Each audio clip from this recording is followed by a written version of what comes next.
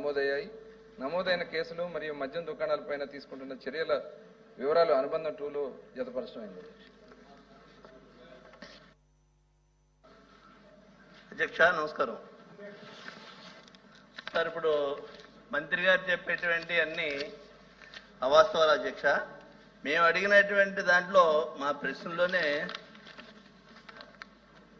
మద్యం అక్రమ మద్యాలు తాగి అనకాపల్లి జిల్లా, పశ్చిమ గోదావరి జిల్లా, నెల్లూరు, అనంతపురం, వైఎస్ఆర్ కడప జిల్లా మద్యం కల్తీ మద్యాన్ని తాగటం వల్ల అనేక మంది ప్రాణాలు కోల్పోయారు.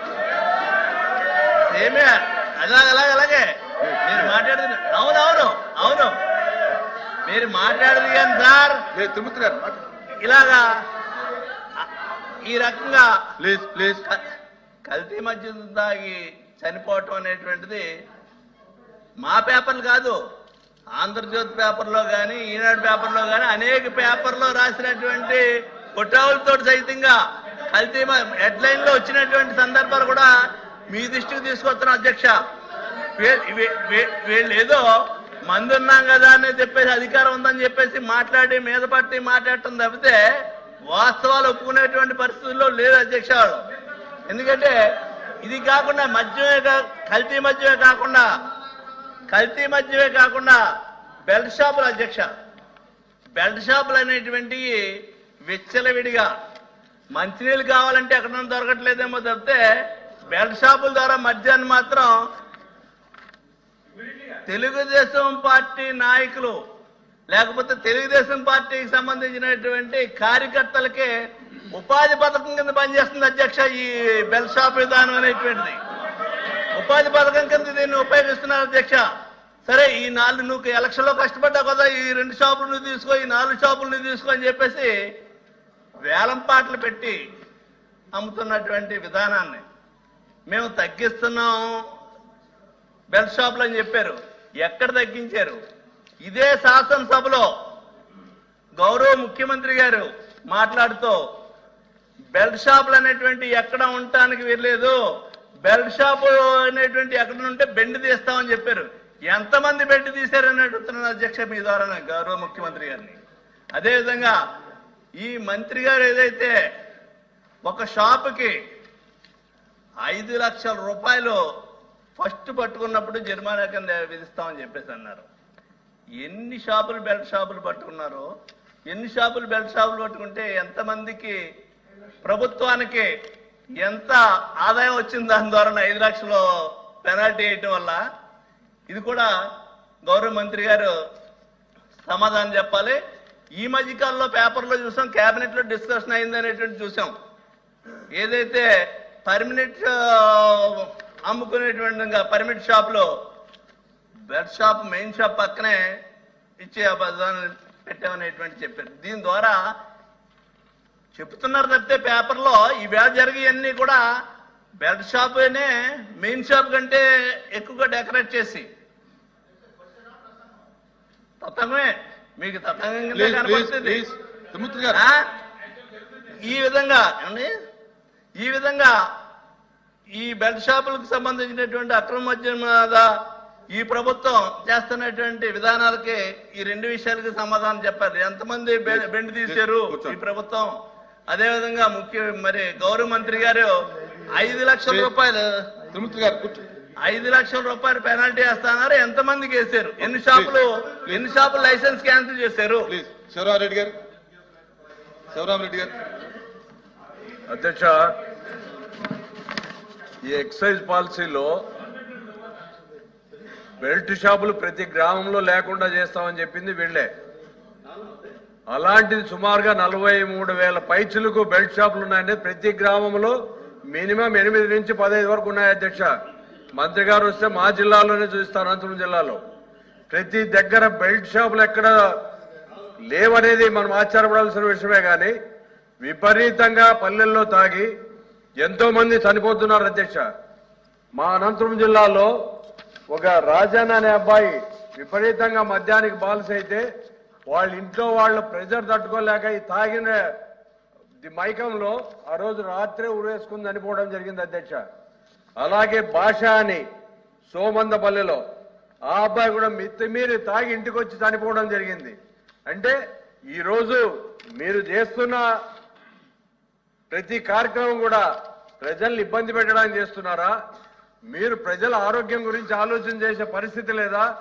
ఇంతకు ముందు బడి పక్కన కానీ గుడి పక్కన కానీ ఈ షాపులు ఉండే పరిస్థితి లేదు అధ్యక్ష. అట్లాంటిది ఇప్పుడు బడి లేదు, గుడి లేదు, ఇళ్ల మధ్యన విపరీతంగా ఎక్కడో దూరం పెట్టేవాళ్ళు, అది కూడా లేకుండా ఇళ్ల మధ్యలో పెడుతున్నారు, గుడి పక్కన పెడుతున్నారు, బడి పక్కన పెడుతున్నారు. మీ క్వశ్చన్ ఏంటో చెప్పండి. నాకు వచ్చాను అదే అధ్యక్ష. వీళ్ళు కల్తీ మద్యం ప్లస్ విపరీతంగా ఈ బెల్ట్ షాపులు పెట్టడం వల్ల పిల్లవాళ్ళు కూడా ఈరోజు అలవాటు పడుతున్నారు అధ్యక్ష. కాబట్టి మీ పాలసీలో ఉన్న విధానం ఏమి, మీరు చేస్తున్న విధానం ఏమి? ఈ రోజు వీళ్ళ మద్యం దాగి చనిపోయిన కుటుంబాలకు మీరేమైనా ఆదుకునే పరిస్థితి ఉందా? వాళ్ళని ఏ విధంగా మీరు ఆదుకుంటున్నారు అనేది కూడా మీరు చెప్పాల్సిన బాధ్యత మంత్రి గారి మీద. రవీంద్ర గారు. Thank you sir. Sir, government intelligence ప్రకారం బెల్ట్ షాపులు ఎన్ని ఉన్నాయి sir? Simple question sir, simple question. Government intelligence ప్రకారం, ఇంటెలిజెన్స్ మా దగ్గర ఉండదు మేడం, మీ దగ్గర ఉంటుంది. మా దగ్గర ఉండదు. మా దగ్గర ఉంటే ఇల్లీగల్ అవుతుంది అది మేడం. మీ దగ్గర ఉంది ఇంటెలిజెన్స్, ఎన్ఫోర్స్మెంట్ ఏజెన్సీ కూడా మీ దగ్గర ఉంది కదా మేడం. సరే సరే, ఎన్ని ఉన్నాయి యాజ్ పర్ ఇంటెలిజెన్స్? ఎన్ని ఉన్నాయి? ఎన్నిటి మీద యాక్షన్ తీసుకోవాల్సి వచ్చింది? పెండింగ్ ఎంత ఉంది? ఓకే మంత్రి గారు. అధ్యక్ష, గౌరవ సభ్యులు అంటే సభని కొద్దిగా తప్పుదారి పట్టించే విధంగా వాళ్ళు చెప్పడం జరిగింది. ఎందుకంటే పూర్తిగా ఉంది అధ్యక్ష.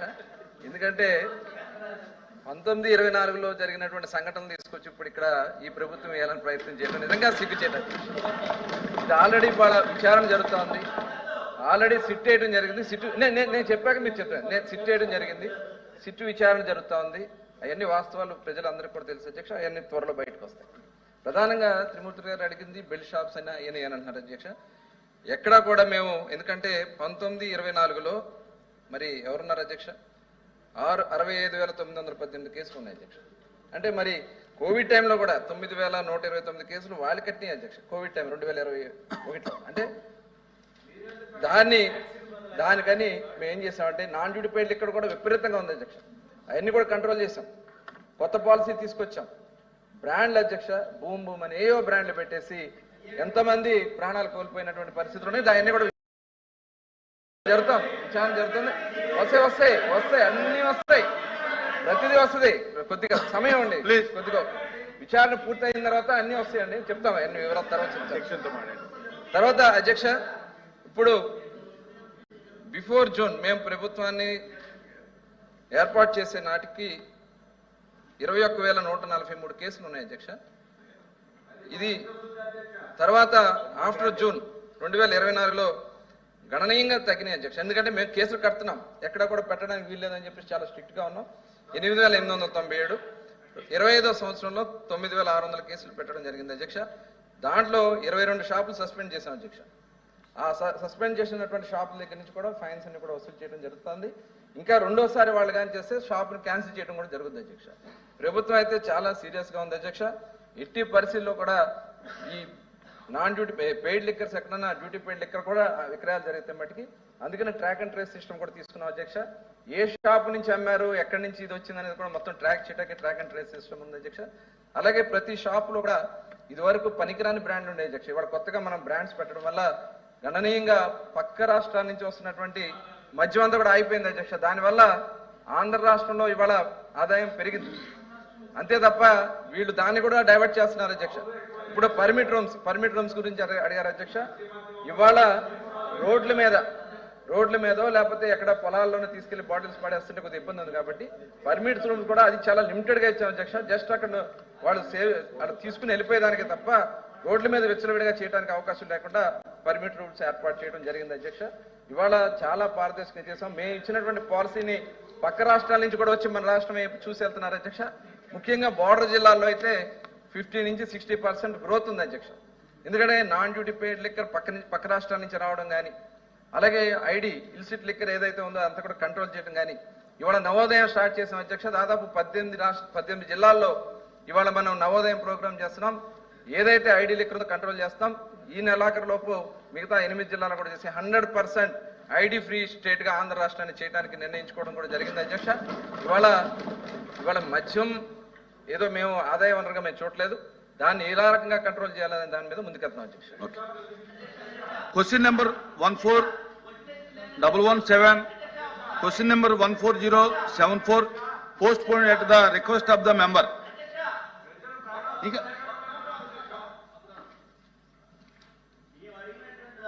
ఇక 4-5 జిల్లాల్లో జరిగినటువంటి ఈ మద్యం అమ్మకాలు, ఏది స్పిరిట్ తోటి తయారు చేసినటువంటి మద్య అమ్మకాల ద్వారా రంగు నీళ్లతో తయారు చేసినటువంటి మద్య అమ్మకాల మీద బ్యాన్ వేసి బాటిల్ మీద ఏదో బ్రాండ్ చూపించి అమ్మితే వాటిని పట్టుకోవటం, వాటిని పేపర్లో వేయటం, వాళ్ళ మీద కేసులు పెట్టడం జరిగిందన్నారు. ఎంతమంది మీద తిన్నారు, 5 జిల్లాల్లో ఎంతమంది అధికారుల మీద యాక్షన్ తీసుకున్నారో, లేదంటే ఎంతమంది మీద కేసులు పెట్టారనేటువంటిది. ఇకపోతే ఎవరు మంత్రి గారు మాట్లాడేటప్పుడు చాలా కేసులు వాళ్ళ టైంలో పెట్టారన్నారు. ఖచ్చితంగా మేము ఒప్పుకుంటున్నాం, కేసులు పెట్టారు.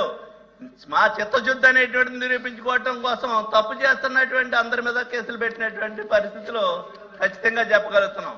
ఇది కాకుండా గుడి బడి అని చెప్పారు విచ్చలవిడిగా. నేను ఒక ఉదాహరణకు మంత్రి గారికి నోట్ చేస్తున్నాను, మంత్రి గారు అది నోట్ చేసుకుని దాని మీద నాకు సమాధానం తర్వాత పేపర్లో పంపినా పర్లేదు, నాకు ఫోన్ చేసి చెప్పినా పర్లేదు, లేకపోతే వారిని నేను కలుస్తాను, నాకు సమాధానం ఇచ్చినా పర్లేదు. మెండపేట పట్టణంలో మున్సిపల్ ఆఫీస్ అనేటువంటిది ఉంది. ఆ మున్సిపల్ ఆఫీస్ అనేటువంటిది మనకు సచివాలయం ఏ విధంగా ఉంటుందో గ్రామాల్లో మున్సిపల్ ఆఫీస్ ఆ విధంగా ఉంటుంది పట్టణాల్లోని. ఆ మున్సిపల్ ఆఫీస్ పక్కనే బ్రాందీ షాపు పెడితే ఆ షాప్ తీసేయాలని చెప్పేసి మున్సిపల్ మీటింగ్ జరిగేటువంటి సందర్భంగా యునామినస్ గా అందరం కలిసి ఆ షాప్ తీసేయాలనేటువంటిది తీర్మానం కూడా చేస్తే ఈవేళ వరకు లేదు కదా. దానికి పక్కనే ఇంకో షాప్ పట్టుకొచ్చి పెట్టించినటువంటి దరిద్రం. మున్సిపల్ ఆఫీస్ నుంచి చూస్తుంటే షాప్ కనపడుతుంది.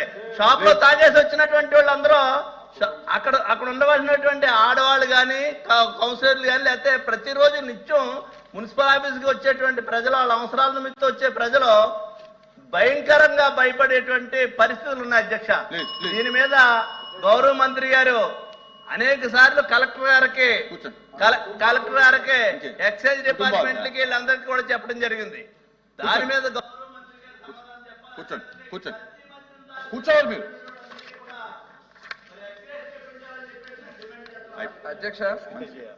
అధ్యక్ష ఇప్పుడు గౌరవ త్రిమూర్తులు గారు అడిగింది, మొన్న స్పిరిట్ అనేది ఒకటి కేసు ఐడెంటిఫై చేయడం అయింది అధ్యక్ష. డిపార్ట్మెంట్ ఐడెంటిఫై చేసుకున్నాం, దాన్ని ఇమీడియట్ గా వాళ్ళని ఎక్కడి నుంచి వస్తుంది ఏంటని చెప్పి మొత్తం కూడా రూట్స్ అన్ని కూడా తీసుకోవడం జరిగింది. తెలంగాణలో అది తయారు చేస్తానంటే వాళ్ళ మీద ఇమీడియట్ గా చర్యలు తీసుకోవడం జరిగింది అధ్యక్ష. ఆల్రెడీ చాలా మంది ఈ విషయంలో కేసులో అరెస్ట్ చేశాం. మన ఎన్ఫోర్స్మెంట్ చాలా బాగా పనిచేస్తున్నారు అధ్యక్ష. ఎక్కడా కూడా ఎలాంటిది ఎంకరేజ్ చేసే సమస్య లేదు. ఎవరైతే దాంట్లో బాధ్యులు ఉన్నారో వాళ్ళందరూ కూడా అరెస్ట్ చేస్తున్నారు. ఎవరైతే ఎక్కడ కేరళ స్టేట్ కూడా దీంట్లో ఇన్వాల్వ్ అయితే వాళ్ళందరినీ కూడా ప్రత్యేక టీమ్స్ పంపించి వాళ్ళందరూ కూడా తీసుకురావడం జరిగింది. ఆ విషయంలో చాలా సీరియస్గా ఉండం అధ్యక్ష. తర్వాత 100 మీటర్స్ అని చెప్పి అన్నారు అధ్యక్ష. 100 మీటర్స్ గతంలో ఒక రోడ్ ఫేసింగ్ అనుకున్నాడు, మేము రేడియస్ పెట్టాం అధ్యక్ష. రేడియస్ లో పరిధిలో ఉంటే మటుకు మీరు ఇప్పుడు మున్సిపల్ ఆఫీస్ నుంచి ప్రత్యేకంగా ఎక్కడన్నా అబ్జెక్షన్స్ వస్తే మటుకు డెఫినెట్ తీసుకున్నాం. అలాంటిది ఏదైనా మా దృష్టికి తీసుకురామని అధ్యక్ష, డెఫినెట్ దాన్ని ఇమీడియట్ గా దానికి చర్యలు తీసుకుంటాం.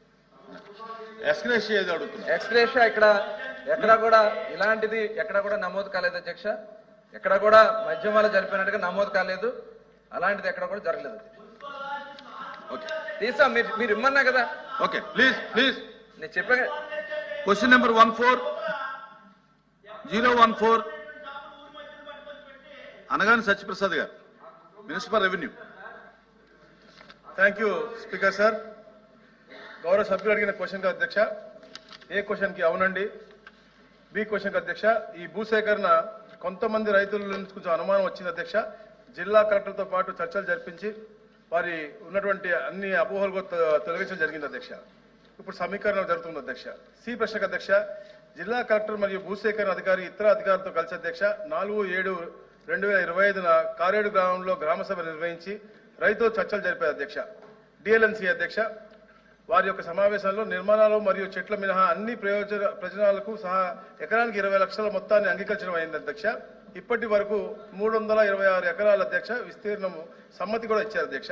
తర్వాత సి ప్రకటన అంటే 196 ఎకరాల 785 సెంట్లకి విస్తరణకు సమ్మతి కూడా ప్రకటన ప్రచురితమైంది అధ్యక్ష. మిగిలిన భూసేకరణ అంతా కూడా అధ్యక్ష సమ్మతి ఆధారంగా జరుగుతుంది అధ్యక్ష.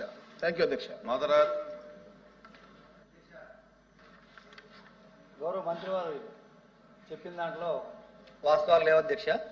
మంత్రి గారు కూడా అక్కడ వాస్తవాలు ఏందనేది నేను చెప్తాను, మీరు దీన్ని పరిశీలించి చర్యలు తీసుకోండి. సార్, GOMS నంబర్ 66 ప్రకారం 15/9/2022 ఇండోసోల్ కంపెనీ గత ప్రభుత్వంలో కంపెనీ పెట్టడానికి ముందుకు వచ్చింది అధ్యక్ష.